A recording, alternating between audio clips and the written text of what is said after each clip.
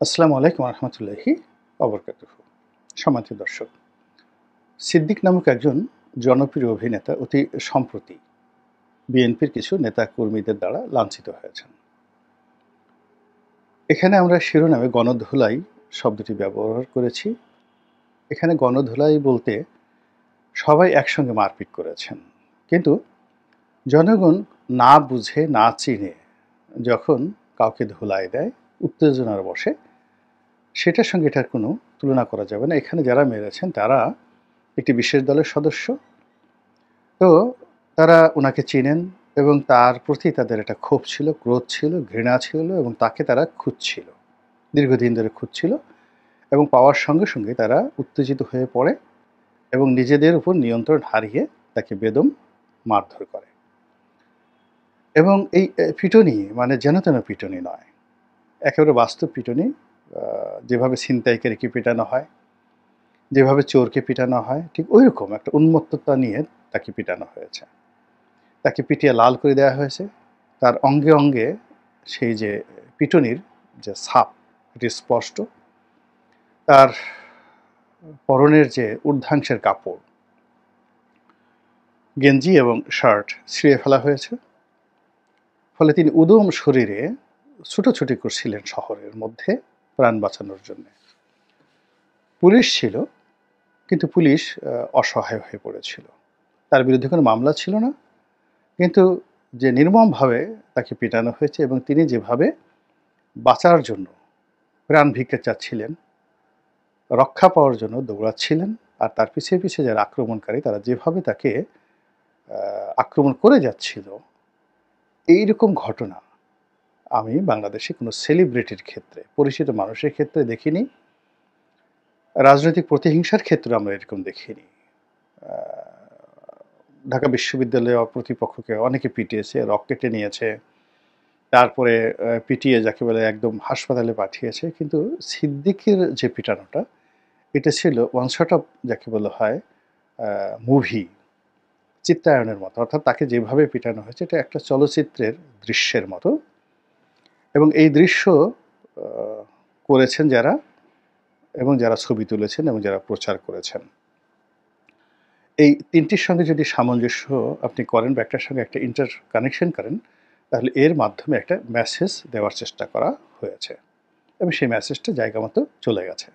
তো সিদ্দিককে যেভাবে পিটানো হয়েছে, গণপিটুনি দেওয়া হয়েছে, এর পরপরই দেখা গেল জনপ্রিয় বেশ কয়েকজন শিল্পী, যারা ইন টার্মস অফ গ্ল্যামার, তারপরে গ্রহণযোগ্যতা, জনপ্রিয়তা, সামাজিক তাদের যে অবস্থান, সব মিলিয়ে এই বাংলার জমিনে তারা সবসময় নিজেদেরকে ভাবতেন যে একটা, যাকে বলা হয়, তাদেরকে কেউ স্পর্শ করতে পারবে না।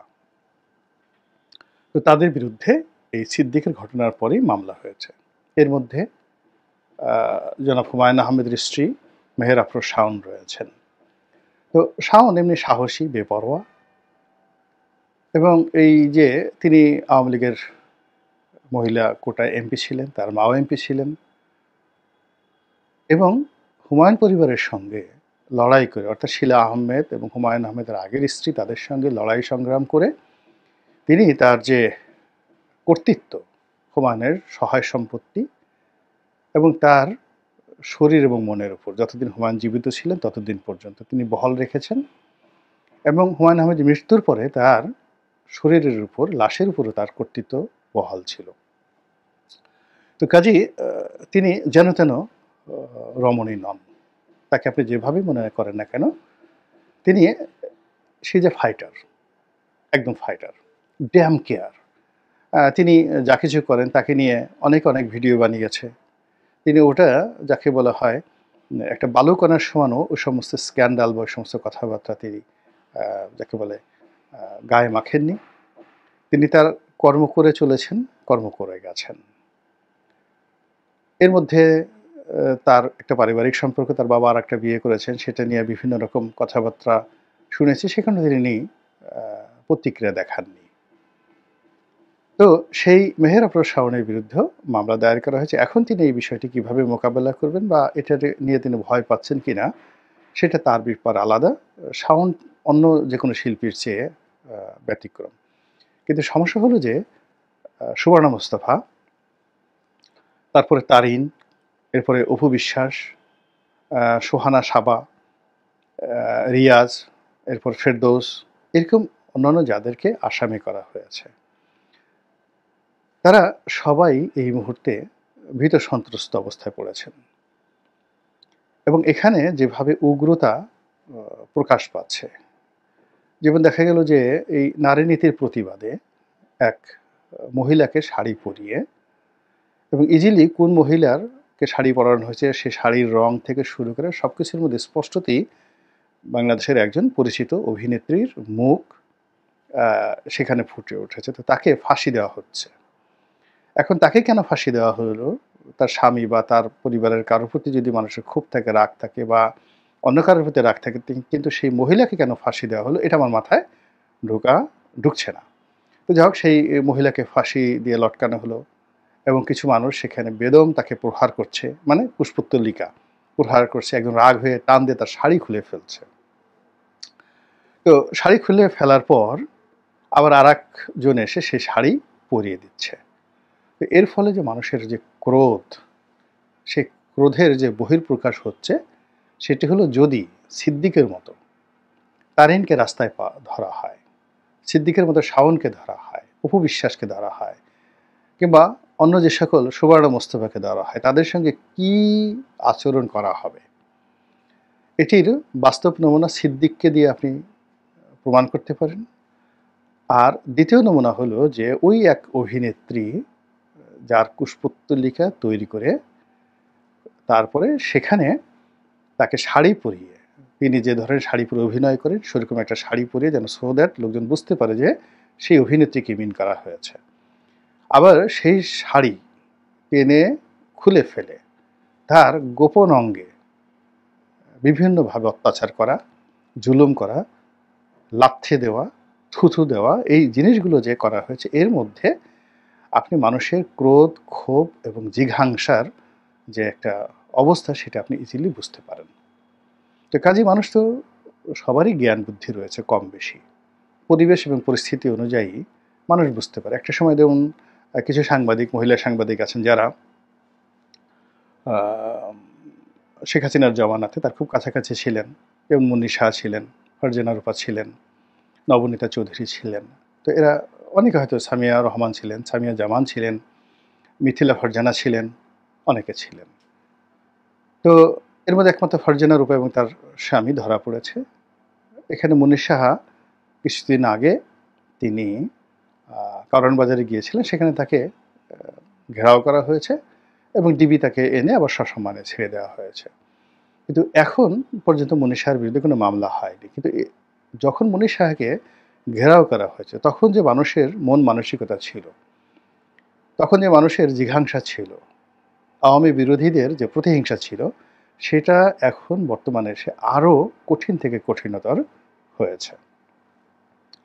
ফলে মুন্নি সাহা যদি এখন রাস্তায় বের হন, বা ২১শে বইমেলাতে যেভাবে শাওন বের হয়েছেন, এখন যদি শাওন আবার নিউ মার্কেটে যান বা অন্য জায়গাতে যান, আমার কাছে মনে হচ্ছে সেই সাহস তাদের এখন আর থাকবে না এই ঘটনার ফলে। দ্বিতীয় হলো যে আওয়ামী লীগ সেই গত যে জুলাই আগস্ট বিপ্লব, অর্থাৎ আগস্ট মাসের ৫ তারিখে ক্ষমতাহীন হয়েছে। এরপর তো ৮ মাস চলে গেছে। ৮ মাস ধরে আওয়ামী লীগের অনেক নেতা পলাতক আছেন। তো তারা অনেকে হয়তো ভাবছেন যে সময়টি ভালো যাবে বা খুব দ্রুত সব কিছু নিষ্পত্তি হয়ে যাবে। তাদের সকলের জন্যই দুঃসংবাদ, একে একে দুঃসংবাদ, যে অনেক মন্ত্রী, অনেক এমপি, অনেক নেতা মাঝে মধ্যে ধরা পড়ছেন। এই গত ১৫ দিনেও বিভিন্ন এলাকাতে যাদেরকে ধরা হয়েছে, যারা পালিয়েছিলেন, তাদের সবাইকে শারীরিকভাবে লাঞ্ছিত করা হয়েছে, অপমানিত করা হয়েছে, মারধর করা হয়েছে, যেটি সেপ্টেম্বর অক্টোবর মাসে করা হয়নি, আগের চেয়ে আরও বেশি করা হচ্ছে।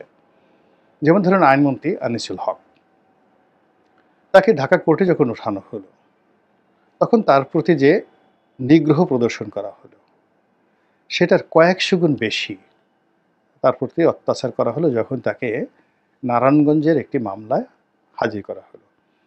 সেখানে রীতিমতো ফ্লাইং কিক, ঘুষি, প্রচণ্ড মারধর এবং তাকে পুলিশের কাছ থেকে ছিনিয়ে নেওয়া হলো এবং তিনি প্রাণ ভয়ে দৌড়ে সেই গারদের মধ্যে তিনি ঢুকে আত্মরক্ষার চেষ্টা করলেন। তো দেখুন যে আওয়ামী বিরোধী যে প্রতিহিংসা এটা যে কোনো কারণ হোক বেড়ে যাচ্ছে, এটা আপনি অস্বীকার করতে পারবেন না। আবার যে সকল নেতাদেরকে ধরা হয়েছে তাদের প্রতিও জুলুম অত্যাচার বেড়ে যাচ্ছে। প্রথমে যখন তাদেরকে কোর্টে নেওয়া হলো মানুষ ডিম ছুঁড়েছে, তারপরে গালাগাল করেছে।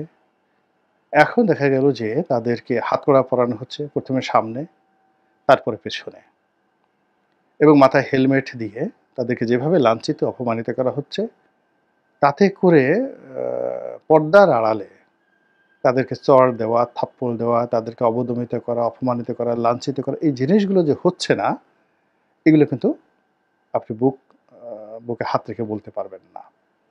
এসবই আওয়ামী লীগের যারা রাজনীতিবিদ তাদের জন্য কিন্তু একটা ব্যাড সিগন্যাল।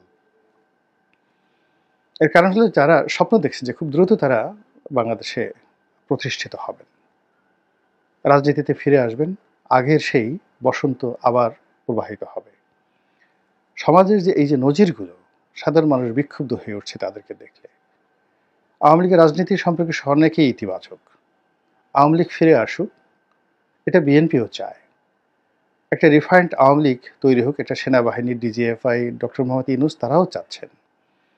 কিন্তু আওয়ামী লীগের যে মানুষগুলো অপরাধ করেছে, অন্যায় করেছে, জুলুম করেছে, পাপ করেছে, দুর্নীতি করেছে, তাদেরকে আসলে সমাজ গ্রহণ করছে না এখন পর্যন্ত, এবং ক্রমশ তাদের প্রতি মানুষ বিরক্ত এবং বিক্ষুব্ধ হয়ে পড়ছে।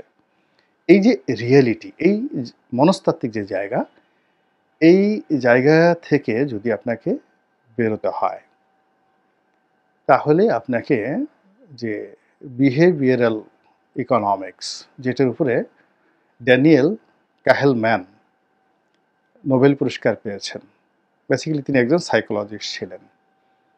তো তার যে ধীরে চিন্তা এবং দ্রুত চিন্তা, ধীরে ধীরে চিন্তা করা এবং দ্রুত চিন্তা, সাইকোলজিক্যাল যে পয়েন্টগুলো, কখন একটি মানুষ খুব দ্রুত সিদ্ধান্ত নেয়, দ্রুত চিন্তা করে, এবং কখন একটা মানুষ ধীরে ধীরে সিদ্ধান্ত নেয়, ধীরে ধীরে চিন্তা করে, এই বিষয়গুলো আওয়ামী লীগের যারা রাজনীতিতে ফিরতে চান মন্ত্রী এমপি, তাদেরকে এই বইটা 10 বার পড়তে হবে। এবং এই বইটি না পড়া পর্যন্ত যদি তারা নিজেদেরকে আবার রাজনীতিতে পুনর্বাসিত করতে চান, আবার সাবেক অবস্থায় ফিরিয়ে আনতে চান, তাহলে অল অন এ সার্টেন তারা যদি রাস্তায় পড়েন লোকজনের সামনে, তাদের অবস্থা সিদ্দিকের মতোই হবে। এটাই বাস্তবতা। এবং তাদের সেই মানুষ হলো কি, আমরা গ্রামের অঞ্চলে বলি হাডুরে কিল, বরিশালে হাডুরে কিল বলা হয়। চোর ধরা পড়লে দেখা গেল ইমাম সাহেব যাচ্ছেন তসবি নিয়ে আল্লাহ সুবহানাল্লাহ আলহামদুলিল্লাহ এগুলো পড়তে তো হঠাৎ করে চোর ধরা পড়লো, তিনি আস্তে তসবিটা পকেটে রেখে কোনো কিছু না ভেবেই দুটো কিল দিয়ে আসলেন। এই যে তার যে একটা দ্রুত সিদ্ধান্ত, চোরের প্রতি এটা যে ঘৃণা, এটাকে নিয়ে সেই যে নোবেল জয়ী বিহেভিয়ারাল ব্যবহারিক যে অর্থনীতি, সেই অর্থনীতির তাকে বলা হয় গ্র্যান্ডফাদার, দাদা, যেটার জন্য তিনি নোবেল পুরস্কার পেয়েছেন। তার সেই বইটি আপনাকে পড়তে হবে যে কেন এই মানুষ এই আচরণগুলো করে। এখন 15টি বছর ধরে আওয়ামী লীগের বিরুদ্ধে মানুষের যে ক্ষোভ বিক্ষোভ, এগুলো জাস্ট একটা লেভেলে এখন ভুলে আছে মানুষ। কিন্তু যখনই কিছু মুখ দেখছে, কিছু নাম দেখছে এবং তাদের প্রেজেন্স দেখছে, তখনই সে কিন্তু সব ভুলে যাচ্ছে। হাতে তসবি ছিল, সে নামাজে দাঁড়ানো ছিল, এমনকি রুকুতে ছিল, সেজদাতে ছিল, বের হয়ে আগে একটা কিল দিয়ে নাও, এটা ঘুষি দিয়ে নাও। এটা যে এই 18 কোটি মানুষের নয়, সারা দুনিয়ার মানুষের একটা চিরায়ত স্বভাব। এই স্বভাব থেকে কিভাবে বের হওয়া যায় বা এই স্বভাব থেকে কিভাবে রক্ষা পাওয়া যায়, এই পলিসি না করে যদি তারা রাস্তায় বের হন, তাহলে তাদের অবস্থা সিদ্দিকের মতোই হবে। এবং আমি লীগের বেশ কয়েকজন সিনিয়র নেতা, তাদের সঙ্গে কথাবার্তা বললাম এবং তারা বিষয়টা বুঝতে পারেনি। যখন আমি তাদেরকে বুঝিয়ে বললাম, তখন তারা কাউন্ট করা শুরু করলেন এবং তাদের মধ্যে অনেকটা আতঙ্ক ছড়িয়ে পড়লেন। একজন বলতেছিলেন কথা প্রসঙ্গে যে আগামী জুন মাস থেকে সবকিছু স্বাভাবিক হয়ে যাবে। তো কোর্ট কাছারিতে জামিন হয়ে যাবে ইত্যাদি ইত্যাদি, অমুক নেতা বলেছে, তমুক নেতা বলেছে। আমি বললাম যে দেখো ভাই, তুমি তো দূরের কথা, তোমার যে নেতা এই কথা বলেছে তাকে যদি বলা হয় যে জুন মাসে ঢাকা সিএমএম কোর্ট থেকে জামিন দেওয়া হবে, তাকে তো আগে হাজির হতে হবে। তো সেই হাজির হওয়ার জন্য যদি তাকে বলা হয়, সে এমনভাবে কান্না শুরু করবে যে মনে হচ্ছে তাকে এখনই সতীদাহ প্রথায় পোড়ানোর জন্য তাকে এখন চিতায় নেওয়া হচ্ছে। অর্থাৎ একজন রমণীকে যখন নেওয়া হয় যেভাবে সে কাঁদে, ওইভাবে সে কান্না শুরু করবে, যাব না যাব না। তাকে শিকল দিয়ে বেঁধেও কিন্তু সেই কোর্টে হাজির করা যাবে না। এর জন্য যেটা দরকার সেটা হলো শান্ত একটা পরিবেশ, মানুষের যে দৃষ্টিভঙ্গি সেই দৃষ্টিভঙ্গিকে পাল্টানো। এখন অনেকে আওয়ামী লীগের কথা বলছে, অনেকে বলছে আগেই ভালো ছিলাম। এটি আওয়ামী লীগকে ভালোবেসে নয়, এটি বলছে বর্তমান সরকারের কাছে তাদের যে এক্সপেকটেশন ছিল সেটা তারা পায়নি। সব সরকারকে ঘিরে তাদের স্বপ্ন ছিল। এই সরকারের কিছু যারা লোকজন রয়েছে তাদের দুর্নীতি অনিয়মের কারণে লোকজন বিক্ষুব্ধ, এই কারণে তারা বলছে। কিন্তু ইট ডাজ নট মিন যে তারা আওয়ামী লীগের চাচ্ছে। বরং এই কথায় যদি আওয়ামী লীগের কোনো লোকজন বিভ্রান্ত হয়ে সিদ্দিকের মতো রাস্তায় বের হয়, তাহলে বুঝতেই তো পারেন কী অবস্থা তৈরি হতে পারে। আল্লাহ আমাদের সবাইকে হেদায়েত দান করুন এবং হেফাজত করুন। আসসালামু আলাইকুম ওয়া রাহমাতুল্লাহি ওয়া বারাকাতুহু।